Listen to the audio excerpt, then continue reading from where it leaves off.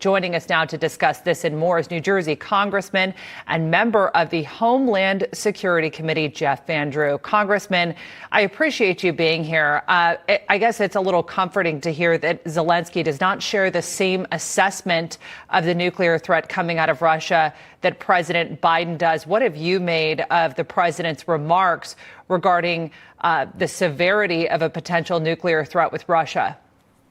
Well, it's good to hear Zelensky, and that's certainly positive. But, you know, what I've made out of this, it's just another sign of weakness and cognitive abilities, to be honest with you. This is another case where this president has said something, and then immediately all the people around him in the administration try to walk it back. So I don't know if he was trying to scare, all our children and adults, for that matter, and just frighten everybody, or he was just saying something that popped in his head because it was something that was really inappropriate at the time. This is a sign of weakness, again, with this president and this majority administration. What we find here is that he says things that aren't necessarily realistic. He says things that the administration then walks back a day later. He says things that shows Russia and the world, including China, everybody, how weak we are. Remember,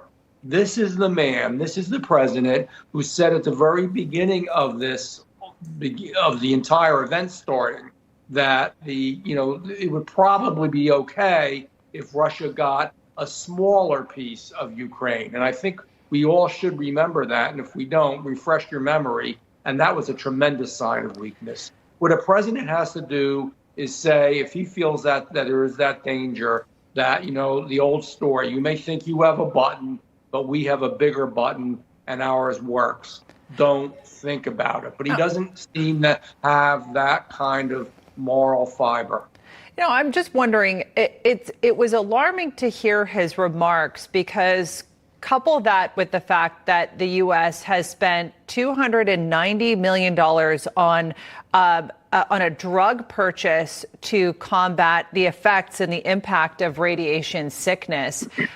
But what impact how do you think Russia is viewing President Biden's remarks, and how dangerous is it?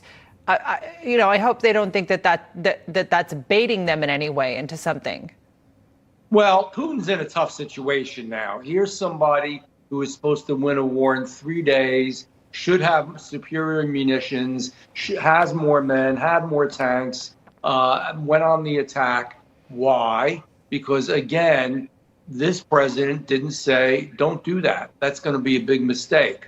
Why? Because this president put signals out. It's okay if you get a piece of Ukraine in the beginning of this. And then everybody rallied and said, come on, you just can't put that kind of information out and show that weakness. I think Putin knows that if there, God forbid, was any kind of nuclear attack, that there's going to be a response, and that response is going to be dreadful. And, regardless of how weak and foolish this president is and feckless he is, certainly others are going to respond. The military is going to respond.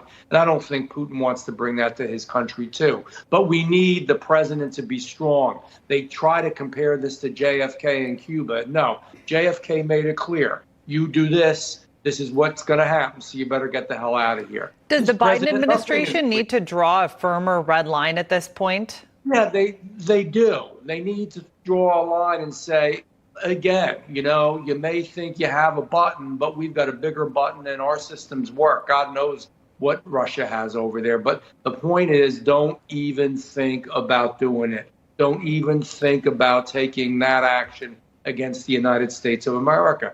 The problem is he's so weak, he goes back and forth, that, not only Russia, but other countries are going to think, well, is he saying that today? And are they going to walk that back tomorrow? There's almost no major statement that this president ever makes about anything, whether it's inflation, whether it's about drugs, whether it's about crime, whether it's about this issue, that they don't have to walk back on a daily basis. I don't even know why he comes out anymore and utters the few words that he does, They just ought to have his press secretary do the whole thing from beginning to end, because it's a tremendous embarrassment to the country. It's an embarrassment to the office of the presidency. Well, that's also very difficult getting any sort of concrete answers out of the White House press secretary as well. And Biden earlier dodging questions from reporters, again, heading on to Marine One about his comments. Congressman Jeff Van Drew, we appreciate you being here. Thank you. Always good to be here with you. Thanks.